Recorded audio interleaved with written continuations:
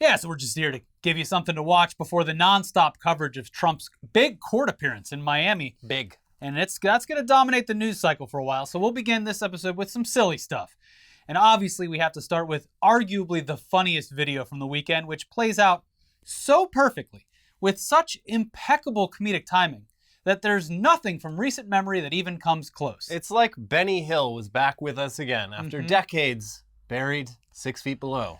There's so much more than just the video itself, too. I mean, it resurfaced old thumbnails, inadvertently funny headlines surrounding other similar incidents, and a viral argument that preceded this latest example by a few weeks also just adds to this delicious, unintentionally hilarious stew. Folks, it's time to make fun of the British again. Yes, gather round, Americans. In our most divided hour, it's time for us to unite in the one thing we can all agree on. These British people, they're soft. Yeah.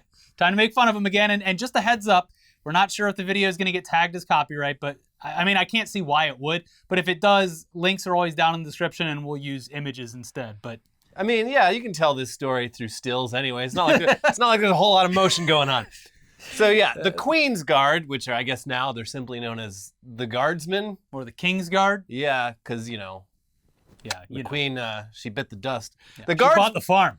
The Guardsmen are dropping at an increasingly rapid pace. They're dropping like flies due to what appears to be a scorching heat wave in the United Kingdom. Yeah. And in a video posted online over the weekend, you can see just how seriously these people take their jobs, because while they are preparing and then playing one of their jubilant little songs, that's a good way to describe it, yeah. A fellow guard is just completely knocked out on the ground. He's asleep. Trombone still in hand at the ready. Yeah.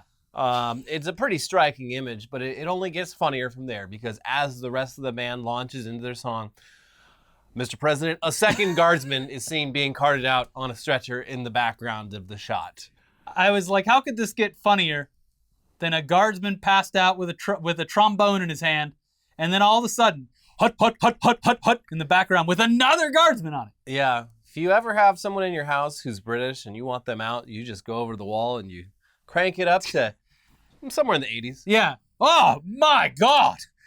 So just before the stretcher with another passed out guard is seen in the background, the initial guard in the foreground snaps back to life. He's okay, everyone. And if you look very closely, I might be seeing things, but if you look very closely, you can see that when the exact moment he comes back to consciousness, his fingers try to play the song. Dedication to the craft. You got to respect it. Pure muscle memory. You love to see it. Then he stumbles back up, insistent on the fact that he will be able to finish this great honor of playing trombone for the royal family. While he's not aware of it, but aides are quickly rushing to his rescue. A little too late, but they are rushing. Eventually, they convince him to go with them, and a humble trumpet player steps in, swaps his instrument out for the trombone, and takes over. Get you a guardsman who can do both. Yes, I can play all the brass. So the absolute, specific British comedic timing of a second passed out guardsman being carted off while an initial one wakes up from his own little sesh. It's just too good. It's funny until you remember that after this, all these guards that fell, they were taken to the Tower of London, where they were tortured and then killed under the king's orders. And it's obviously not funny to have these people suffering what appears to be heat stroke, until I saw the second guy being carted off. I thought that maybe just the first guy, he had just locked his knees or something. That is very typical for people in all military. Everyone has a good laugh. Oh, look, he locked his knees and passed out. Well, you'll never those legs moving. You'll never do that again. But apparently it did have to do with the heat, because they were dropping all over the place. Must have been a scorcher. Yes. I don't know the Celsius, but it had to be. Way real high up there, folks. But yeah, you can't feel too bad, though. We're not the ones forcing these guys to stand out in the heat and play their funny little songs, nor are we the ones making people stand out in the heat while wearing those ridiculous outfits that are arguably the worst type of clothing to wear on a even moderately hot day. Yeah. They are literally wearing those tall bear skin helmets. Just imagine how much worse those things are making it by completely insulating their heads. Yeah. What these guys are doing, that's what a literal bear would be doing, having the same reaction. Yeah. I'm going back to sleep. Good night. The tall helmets were originally created to make the guardsmen more intimidating looking, but that clearly hasn't been the case for a long time. And there's really nothing intimidating about suffering from heat stroke as a result of your outfit. Yeah. You come at the king, you better come at the king on a hot day because his guardsmen will be passed out and your job will be very easy. Stop it. Oh. But yeah, once again, the blame for all of this lies at the feet of the monarchy, who could have simply not allowed this demonstration to take place. It didn't have to happen. No. They've had plenty of pomp and circumstance the last year. They've spent it all. They can take the rest of the year off. We get it. What a garish display. But yeah, what makes this funnier is the fact that there was just recently a Twitter main character who was made fun of for 24 hours straight because they dared to tweet, "Americans wouldn't last 2 seconds in a British heatwave."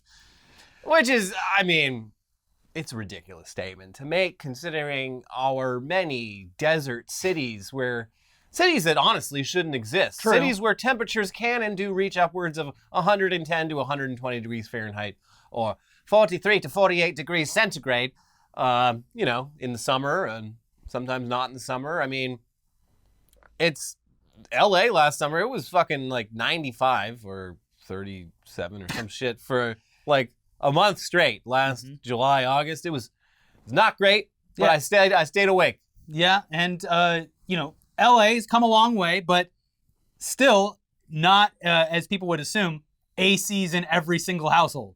No, my current home is like the first place I've lived that has AC, but they're all like shitty window units Yeah. from like 20 years ago. They barely The Brits can do. They barely can do that. fucking anything. Yeah.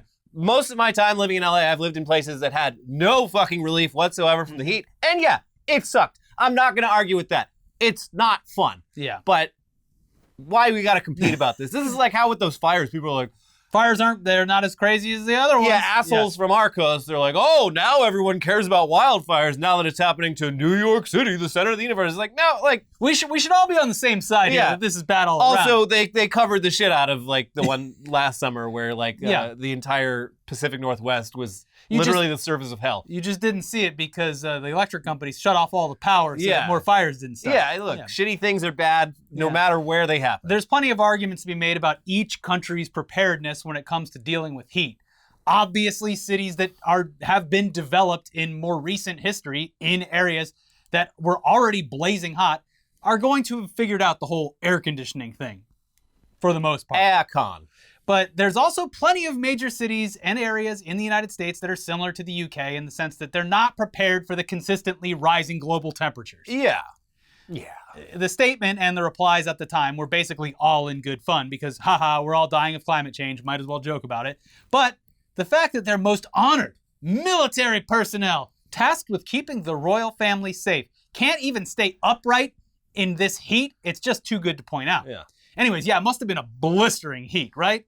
Must have been one for the record book. Let's check it out. All right, it was a brisk 86 degrees Fahrenheit.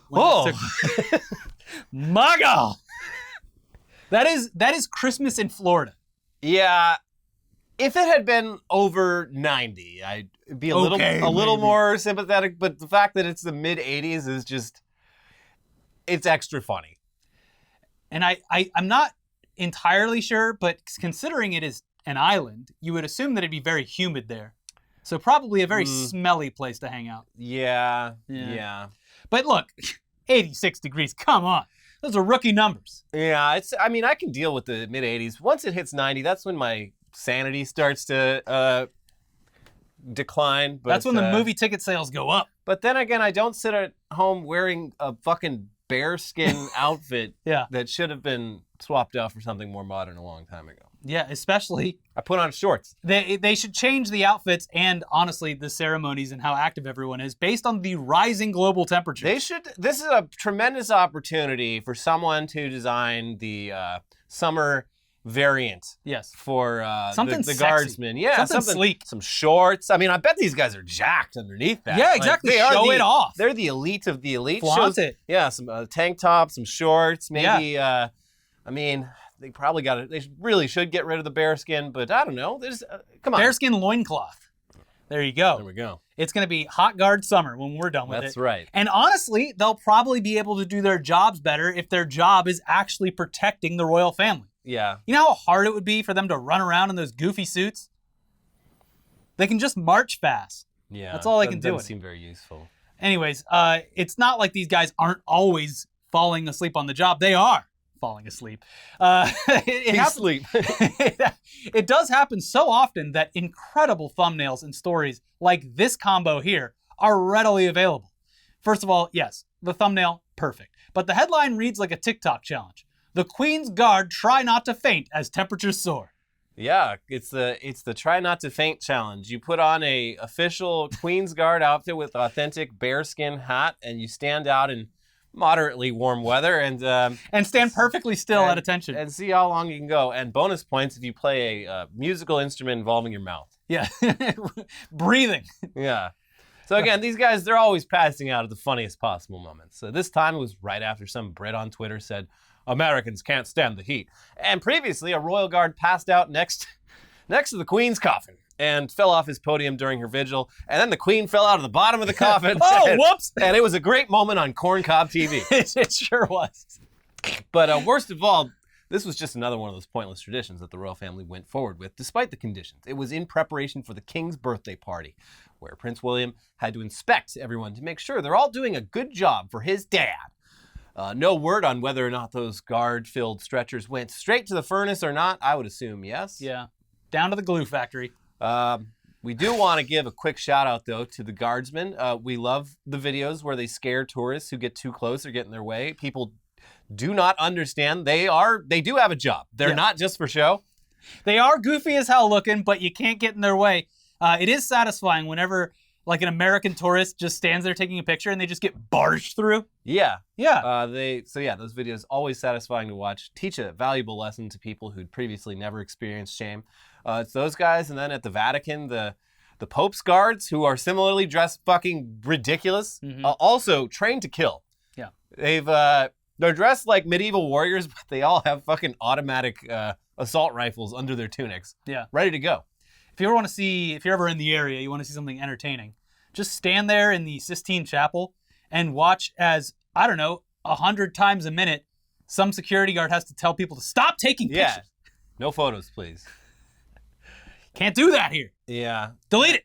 Yeah. It's a funny policy but tourists are stupid. They take pictures of things like, you think your picture of the Sistine Chapel is going to be better than like... Just go to like Wiki Images or something. Yeah. They've got like high definition. It's literally the Library of Congress. It's so big that you will not be able to take a decent photo of it at all. Try as you might. Yeah. But yes, I thought the whole plan here was that, the monarchy under King Charles was like, all right, we're going to do less of the goofy stuff. We're going to peel back on all this like money spending and public goofiness. Doesn't seem like Guess they're doing not. That. You could have given the guys the day off. You didn't have to do this. But speaking of people getting bodied, the dude who completely rules at the game GeoGuessr just brought his deduction skills into the real world by not only finding the location of a bagel shop, but ruining someone's favorite hidden gem in the process. All under the premise of not allowing people to gatekeep food. Fair enough.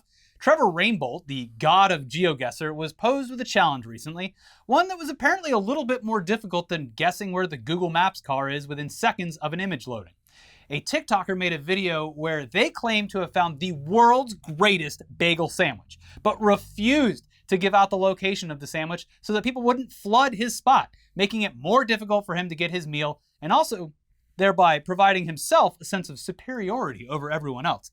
I can have this. I know where it is. You can't. Sorry, suckers. Here's a clip. This is the greatest sandwich I've ever had.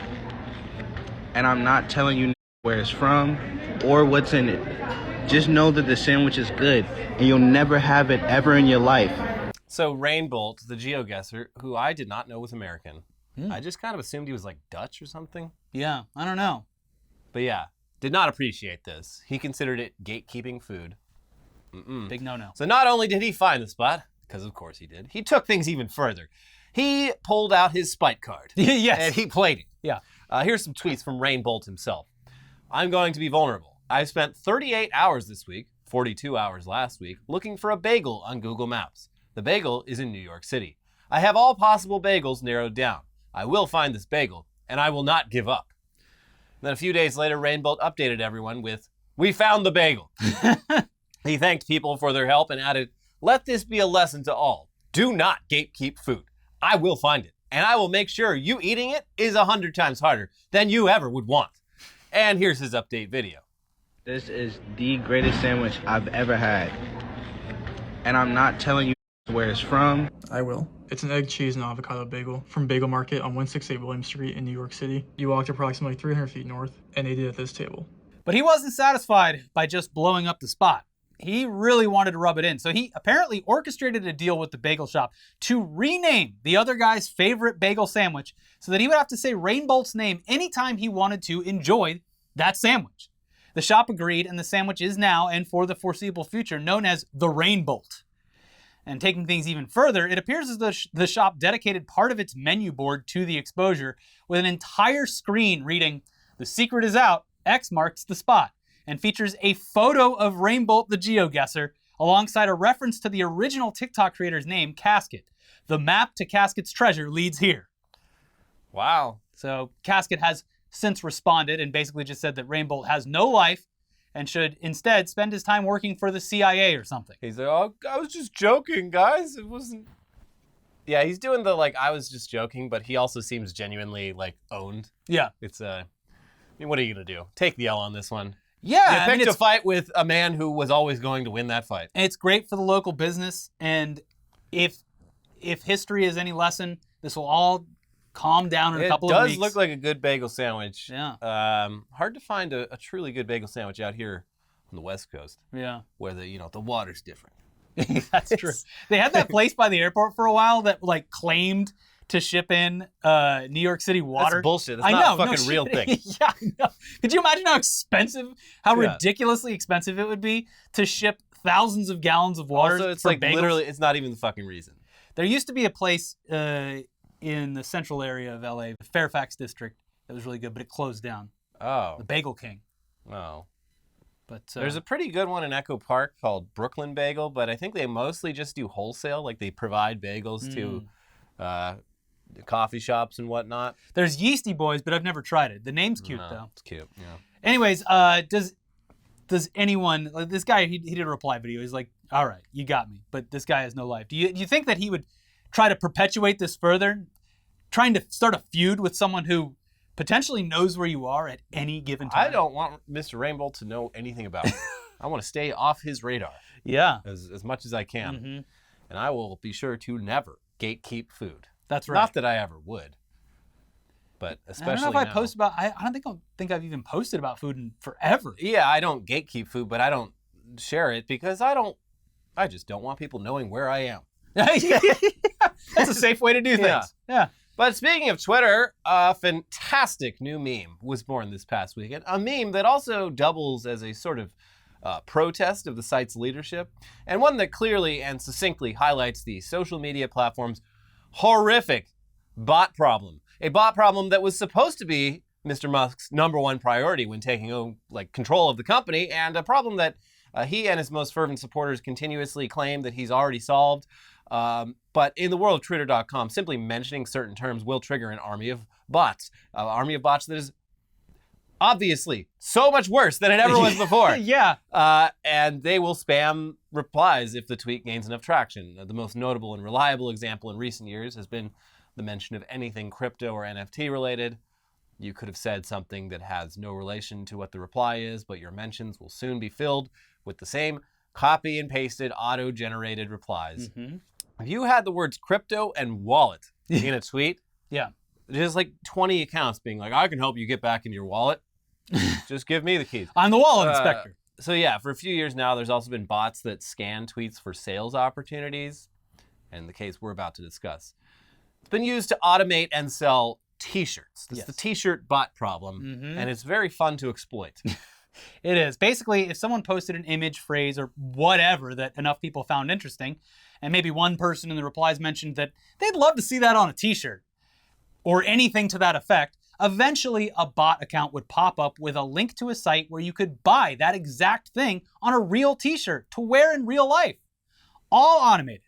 From the reply to the production of the t-shirt, since the bot is literally just scraping the text or image data and copy and pasting it to a blank t-shirt template.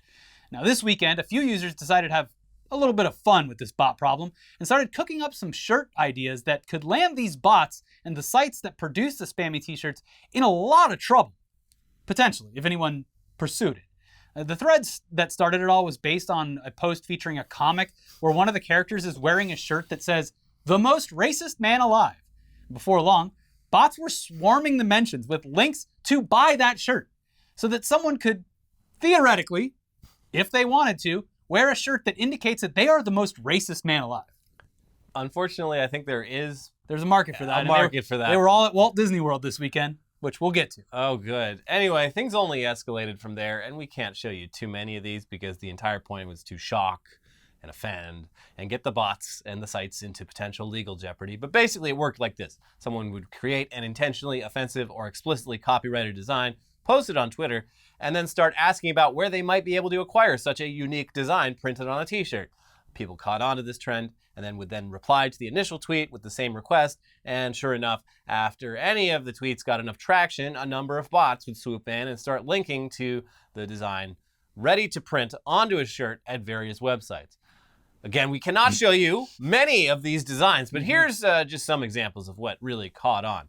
There was, of course, the image of Elon Musk and Ghislaine Maxwell on a shirt, Ghislaine, with a few variations on certain phrases surrounding that photo that we won't mention, but you figure it out. Yes. There were also examples where the shirt would simply read an admission of guilt for increasingly serious crimes, or shirts that explicitly say that the shirt wearer is a criminal of varying and sometimes horrifying degree. And then, of course, people started toying around with the violating copyright laws by tricking these bots into producing merchandise using the intellectual property of notoriously litigious entertainment companies. We are subject to all U.S. laws. So good. So good. Here's some of the best examples. First and foremost, this one featuring a crude drawing of Mickey Mouse uttering his famous catchphrase, "I'm Mickey Mouse, and I smell like rotten eggs." And text surrounding that image that reads as follows: "Not licensed by the Walt Disney Company. This is not a parody. We committed copyright infringement and want to be sued by Disney. We pay all court and tribunal fees." And not long after, of course, a link to buy that shirt arrived.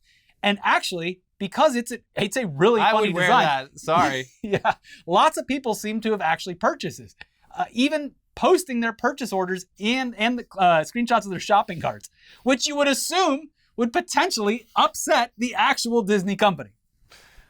Yeah, I mean, it's win-win. Yeah. It's a good design. Yeah. So I'd rather just take it down to like FedEx office and I feel like even they would be like, what are you printing here? Yeah, that's why you slip them. Yeah, I'll make one for you too. You're gonna want one of these. Yeah. Here's another example. Just saw someone wearing this t-shirt. Where can you even buy a shirt like this? And the shirt is the official Harry Potter logo, the cover of the book Harry Potter and the Sorcerer's Stone, and underneath that it reads as follows: "In 1993, J.K. Rowling killed 2 people while driving drunk. We are subject to all British libel laws." And yeah, as you might not know, J.K. Rowling, she likes to threaten to sue people. Yes. But yeah, in the mentions for this one, enough bots were trying to sell the shirt that they had apparently started replying to each other in order to get their link to the front of the line. Mm-hmm. And why wouldn't they? The shirt's incredible. Yeah. Who wouldn't want this in their stocking around Christmas time? It's just what I always wanted. Yes. So this is all very funny stuff. It's a great way to shed some light on a very serious problem because, as Motherboard points out, these types of shirt bots have been stealing actual artwork from actual artists for a very long time. Artists who make a living selling their art, often on shirts and other merchandise, have been fighting these bots for years with no end in sight. Quote, "This has been a big pet peeve problem of mine for years with little attention paid to it," Rory Blank, a cartoonist and shirt purveyor, told Motherboard via DM. Blank avoids working corporate gigs or taking a lot of commissions by selling unique shirts. Those shirts are often immediately copied by t-shirt bots. "My shirts are generally more successful than my comics," he said. "I put a lot of work into new designs, but now putting new stuff up fills me with an overwhelming sense of dread. It's extremely disheartening to have put so much effort into something and see some dickhead come around and immediately copy it. This is most of my livelihood." Blank said he's tried to fight the bots in various ways. He's sent DMCA notices and even contacted lawyers, but he ruled out legal action because of the expense. "I don't know if anyone's actually buying the knockoffs either, or if it's just something else that gets lost in the sea of constant spam that is most of being online," he said. Presumably, they're making some amount of money since most of the accounts doing it have paid verification now. Cool. Yeah. Anyway, we're sure that Daddy Elon is aware of this problem, especially considering bots are now selling shirts with that photo of him and Ghislaine Maxwell on it. And also shirts featuring an image of his tweet where he announces that he'll defeat the spam bots or die trying. But he's also figuring everything out as he goes along, while firing anyone with any real talent who doesn't agree with him, only to find out that they were actually vital to the day-to-day operations of the website that he bought. Oops. Whoops. The idea that Musk is going to defeat spam bots, it's laughable at this point. And all the people who operate spam bots, they simply have purchased Twitter Blue for themselves, so now they algorithmically appear higher in all the replies. Well done, sir. Masterful gambit. I like how his idea was just like, you see, by charging people, we get rid of all the spam. Because he's been saying this for a year. What? It never makes sense. Because spams don't have money. Yeah. As if there aren't real people behind this Right. with a financial stake in it. And now they have a very minuscule investment to be algorithmically charged into the top of their replies. It's a great deal for them. It is. It's this, and then my DMs just full of various types of spams. People offering me jobs, obviously hookers or like fake hookers, and then every time I post, or pretty much every time, there's some fake OnlyFans accounts that no matter how many I block, the next day all the same account details, but a different account is back in there. Yeah, none of this used to fucking happen. It's happening now. But sure, Elon Musk doing a great job. He fixed the website. Anyway, we have more important news coming up after the break, including insane reactions to the indictment of former President Trump. But first, let's take a second to thank today's sponsor, Bespoke Post. One of my favorite things about getting a box of awesome from Bespoke Post every month is how it just kind of sneaks up on you. You forget that it's coming, and then one day, bam, on your front door. You've been bespoken. Yes, the best box that you'll open all month. It's right there, filled with carefully chosen gear from the best small brands around the world. So, look, let's see what I got this month. I got some cool throwing knives and a nice holster to carry them around in, a variety of hot sauces from around the country, and a new barbecue rub to check out. Wow. Among many other things. It's like a surprise party whenever it shows up on your doorstep. And no matter what you have going on this spring or this summer, Box of Awesome has you covered. From camping gear essentials, cookout must-haves, and drink game upgrades, Box of Awesome has collections for every part of your life. To get started, take the quiz at boxofawesome.com. Your answers will help them pick the right Box of Awesome for you. They release new boxes every month across a ton of different categories. Each box is valued at around $70, but you only pay a fraction of that price. Plus, with each Box of Awesome, you're supporting small businesses. 90% of everything that comes in your Box of Awesome is from a small up-and-coming brand. It's free to sign up, and you can skip a month or cancel anytime. Get 20% off your first monthly box when you sign up at boxofawesome.com and enter code ITDaily at checkout. That's boxofawesome.com, code ITDaily for 20% off your first box. Boxofawesome.com, code ITDaily. Thank you for sponsoring our show. Please check them out. And now, the news. The Trump indictment has obviously sent shockwaves through the news media, but over on Fox News, it really seems as though they are struggling to get a handle on which narrative they'd like to go with. Most of the usual suspects are doing some form of, what about Hillary's emails? Or what about Hunter Biden's laptop? Oh, geez. So there's differing variations on that. The whole Clinton crime family, blah, blah, blah. Oh no, don't arrest Hillary Clinton too. Yeah, please stop. Oh, no. I don't fucking care. Yeah, seriously. Also, it's just you're taking the focus away from the thing that's happening now. So you agree what he did is bad. Yeah, Okay. And that we should also do it with other. Okay. Noticeably, though, some guests and anchors are actually submitting that this indictment and the charges seem pretty airtight, and that there's not a lot to argue against. That soundbite of him saying, I have this top secret material. I know it's top secret. I really shouldn't show it to you, but I'm going to anyway. I could have declassified it as president, but I didn't. Like, that's the entire case is right fucking there. Right next and to it's on tape. A photo of all the boxes in the bathroom. Yeah, he's cooked, legally speaking. I don't know if he's actually. Yeah, who knows? But the case is solid. They even, some of the guests and some of Republican talking heads around other outlets, they have been saying publicly that they might have the former president dead to rights. This not looking great for him. Inshallah. So even on other networks, formerly Trump-friendly pundits, and politicians, including former members of Trump's administration, Very unloyal, have noted that this is, in fact, pretty fucking bad for Donald Trump. Here's just a few examples. Why didn't you return the papers when you were asked to? Well, he on the was third sifting occasion? through them and determining what were personal and what were presidential. And under the Presidential Records Act, as you know, Harold, he has the sole discretion to do that. Even when he showed it to that reporter? Well, if you're military waving guy? it to that reporter who's an American, how is that different than Hillary's server getting hacked? By The a foreign country. DNC server getting hacked, the Obama administration getting hacked. He put American national security at risk because he went like that in front of an American? If what it says is actually the case, President Trump was incredibly reckless with our national security. More than that, I'm a military spouse. My husband's about to deploy this weekend. This puts all of our military men and women in danger if you are going to talk about what our military is capable of or how we would go about invading or doing something with one of our enemies. What the government was really worried about were these classified and very sensitive documents. I was shocked by the degree of sensitivity of these documents and how many there were, frankly. But I do think that even half what Andy McCarthy said, which is if even half of it is true, then he's toast. I mean, it's a very detailed indictment, and it's very, very damning. Joe Biden should be prosecuted and investigated and, quite frankly, impeached. Oh, this is a story of wrongdoing, national defense. And let's put in espionage. We can kind of tie it into the Russian collusion so people will say, oh, it could have been the Russians. This is nonsense. And I want to know, how many documents were altered? How many documents were destroyed? Zero. But who destroyed 33,000 documents that she lied about over and over again? Hillary Clinton. Well, the first thing to do is to read the indictment, which I don't think many people have done.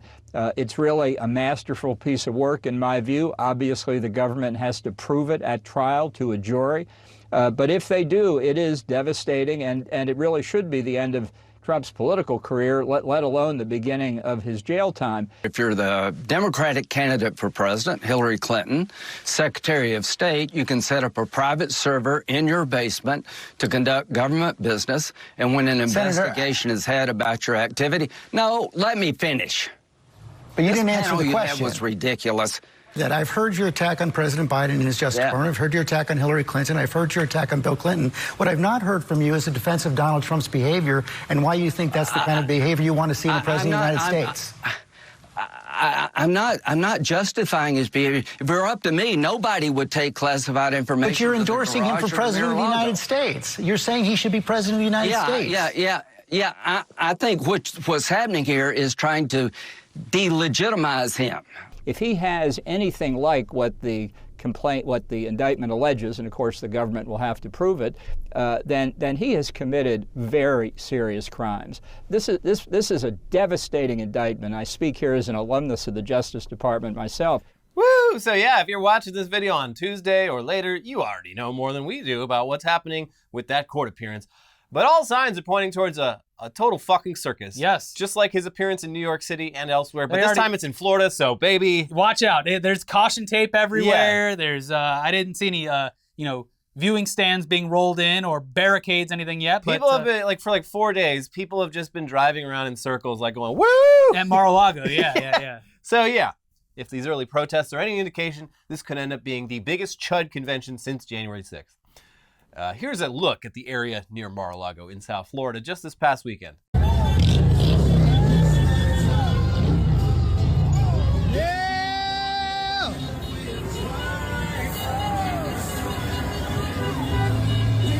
I mean, they have each other, and that's beautiful. But yeah, they have somebody, each other. Totally normal people who have dedicated their entire lives and personas to a reality TV president who doesn't give a fuck about them, who would spit on them. It would be sad and depressing if it weren't so angry and alarming. I'm kind of scared of these people, especially with their hateful rhetoric continuing to ramp up. Seems like all it takes is really one or two of them, but bad things could fucking happen, I think. Yeah. While we're on the topic of total pieces of shit, though, let's check in on Ron DeSantis for a moment. And, oh boy, new nickname just dropped. Folks, allow us to introduce you to Sweaty Ron. He is sweating like a sinner in church, folks. He's doing worse than those British guards. I know. I'm surprised he didn't pass out. He wasn't wearing the bearskin cap, but man, he is soaked. Also, I don't get it. I would expect this from a northern politician. Mm-hmm. Sir, you are from Florida. You exist in 100% humidity all the time. Yeah. How are you this sweaty? How are you not acclimated? Even in Florida, too. So it's in a less humid part of the country. How's he this sweaty? Just doused in disgusting sweat. Yeah, it actually is disgusting. Yeah, I'm disgusted. Donald Trump would never sweat like this. He was folks. sweating like a dog. Honestly, though, yeah, like Elliot said, you would think that an Italian American who grew up and governs the state of Florida would be more prepared for hot and humid weather. Look, even as simple as, I don't know, not wearing a shirt that blatantly shows how hot and sweaty you are, you could see nipples protruding. Disgusting. But this is so small on a scale of DeSantis' issues. It's just kind of funny because there seems to be an infinite amount of ways to make fun of this guy. He, again, simply does not have the riz. And he does, in fact, look disgusting. Nipples protruding in his drenched white dress shirt. It is really kind of gross that he's actually completely soaked by his own release. It's a lot of sweat. Yeah. I am a sweaty guy, and I looked at this and was like, how does that happen? That's disgusting. Yeah. Sweaty Ron, folks. I change my socks multiple times a day sometimes. And even for me, it's like, damn, what's going on, Ron? That room must have been stanky. Yeah. Because if he's sweating, you know everyone else is sweating. It's a good thing he's so terrible with crowds and antisocial, because that means, he already wasn't planning on hugging anyone. Mm-hmm. Yeah. So. Oh, could you imagine how gross that would feel? Like sweating a wet towel or hugging a wet towel. Anyway, meanwhile, back in Florida itself, the state governed by sweaty Ron DeSantis, an absolutely insane protest happened over the weekend. We honestly can't even show you clips of it because YouTube will banish this video to the nether realm because their AI still has not figured out that we are reporting on the news, not supporting what is shown in the coverage. But here's what happened. A bunch of Nazis. Oh, how could you say they were Nazis? they were waving Nazi flags alongside Ron DeSantis for president flags in front of Disney World in Orlando, Florida. And if we were Ron DeSantis, I don't know, we might take a moment and attempt to reflect on why a bunch of literal Nazis would also support the Ron DeSantis platform and align with that politically and morally. But seems like a case for self-reflection. A lot easier to just say fake news. But here's the Orlando Sentinel with more on this. Over a dozen far-right demonstrators, including many waving swastikas and some hoisting signs promoting Governor Ron DeSantis' presidential campaign, gathered outside the Disney entrance Saturday, a spectacle that quickly attracted viral attention on social media. In addition to the swastika and DeSantis banners, some had signs displaying anti-Semitic and white supremacist rhetoric. No arrests were made. In an unsigned statement, a sheriff's office spokesperson said the agency deplores hate speech in any form, but people have the First Amendment right to demonstrate. Despite the presence of pro-DeSantis signs at the gathering, the governor had not yet openly condemned or commented on the incident as of Monday. The circumstances are similar to one that occurred last January, in which far-right demonstrators waving swastikas at a UCF area shopping plaza and on an Interstate 4 overpass on a Saturday were condemned by politicians across Florida, but went unmentioned by DeSantis until the following Monday, when DeSantis suggested Democrats were attempting to smear him and politicize the incident for political gain. Just say Nazis are bad. After the 2022 incident, DeSantis' press secretary, Christina Pushaw, who now works for his presidential campaign, criticized those asking DeSantis to weigh in on the demonstrations. And she's a very interesting character who we're probably going to be seeing a lot more of, but she is completely Twitter brain poisoned and seems to be running his campaign and just his entire public persona. Is she the one behind the war room? Yeah, based off of online and not real life. Yes. And that explains a lot of what's happening with this guy. But yeah, seems like something that you as an American politician would maybe want to weigh in on and distance yourself from and make it clear that, just for the record, I don't like Nazis. Yeah. Nazis are bad. It's a pretty easy thing to do. But they couldn't even get this man to assert how to pronounce his own fucking name. It's pronounced winner. No, but really, how do you say it? Do you support Nazis? I support people who think I'm a winner. Excuse me? Yeah, so very easy to say that you hate Nazis and clearly state that you should not support Nazis and you don't want them to support you and all that in any way, it seemed no-brainer. But hey, what do we know? We're just humble meme farmers, not politicians that millions of people want to be president of the United States. Yeah. It seems like it's the easiest thing in the world to just be like, oh, no, I hate Nazis. Yeah. Okay, cool. Yeah, great. Thanks. Because why would I be afraid of saying that? Why would I be afraid of alienating Nazis? Yeah. That would be, I don't want the Nazi crazy. vote. Why would I want the Nazi vote? Yeah. Anyway, while we're on the topic of hate mongers, we regret to inform you that Tucker's Twitter show is still getting millions of views. But there's a bit of good news here. First and foremost, we'll say again, those views mean nothing. Twitter counts a view as simply scrolling by the content and not even by watching it for any length of time. In addition to that, even based off of those skewed numbers, Tucker's second episode performed exactly like we thought it would.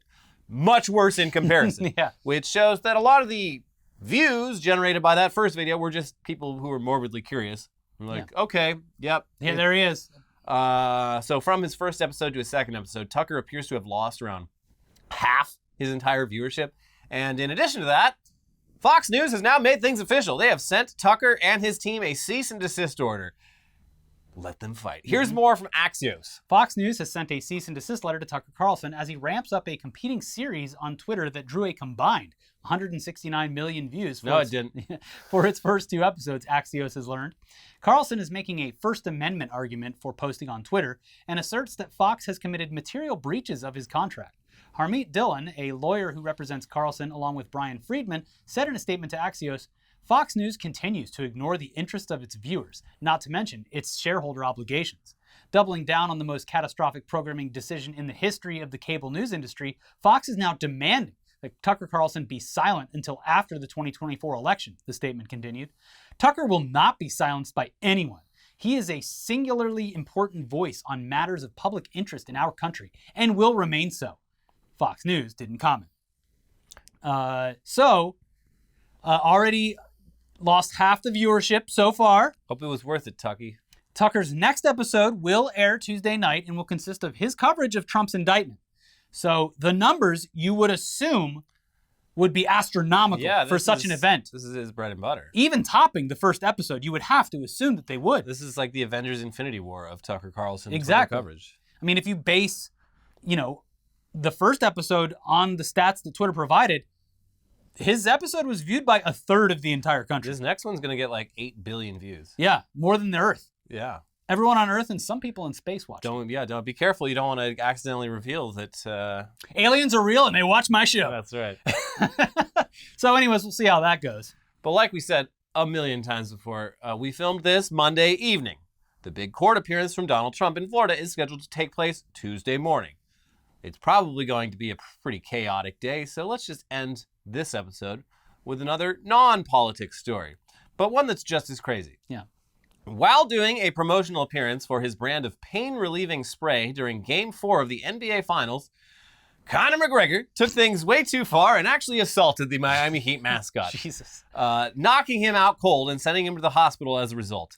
Conor McGregor, what a guy. Yeah. We all love Conor McGregor. What a cool dude. Great that he keeps getting opportunities. What like a man who is, if you go to Ireland, you ask people about him, an entire country just embarrassed of their most famous sporting export. I tell you what though, you know who wouldn't have taken this? Gritty. Oh, Gritty would have fought back. Gritty would have murdered this man. Mm-hmm. Here's Sports Illustrated with more. Miami's mascot, Bernie, was taken to the emergency room after a skit with ex-UFC fighter Conor McGregor during the Heat's 108-95 loss to the Nuggets in Game 4, according to Sam Amick of The Athletic. Per Amick, the man who plays Bernie was given pain medication and has since been discharged from the hospital. Bernie, an anthropomorphic fireball with a basketball for a nose, has been Miami's mascot since the franchise's founding in 1988. During the skit Friday night, McGregor knocked Bernie out cold while promoting his pain relief spray, drawing boos from the crowd during a game where Denver took a 3-1 lead.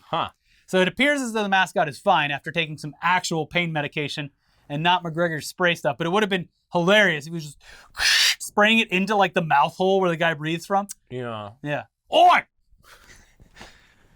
I don't know, how the fuck are you, as an UFC fighter, going to assault a mascot who's just trying to play along in your dumb little skit? I think some of these UFC fighters might have anger management issues. But mostly Conor McGregor. Yeah, he is. Like there's out a of lot. all- There's yeah. a lot of shitheads in MMA. It does attract that element, but there's also plenty of them that seem mostly well-adjusted and keep the fight in the fucking ring. He does always get away with it by being like, it's just a bit because I'm a crazy UFC guy. Where didn't he threw a cart or a dolly at someone? Yeah. Like smashed the window of a He bus. attacked a bus. I can't remember whose. They're like, they're playing it up for the big event. Yeah, no, he got arrested for that. He gets arrested a lot. Yeah. Yeah, he does. Anyway, you know what time it is. It's time for everyone watching this video to smash that like button. Smash it like you're Conor McGregor, and the like button is the Miami Heat's mascot's big dumb face. Yeah. Bernie, bop. Confetti drops off. Everyone loves you for it, unlike the boos that McGregor received for his apparent assault on Bernie. So hit that like button, or lovingly tap it, caress it, leave a comment, reply to a comment, engage with us in some way, god damn it, and then check out some of our other most recent videos over here. If you're confused on what's going on with the orcas or with Trump's indictment, it's all here, folks. We've got it covered. So have fun, have no fear, we've got you covered. And we'll be back with some tech news that will probably include also some news about Trump's indictment. I mean, it's technological. Sure. In some way that I haven't thought of yet. Yes. We'll figure it out. And you can stay tuned for us figuring that out, how to work that in next time. We'll see you soon. Click the videos over there. Leave a like, leave a comment. Bye-bye. Bye.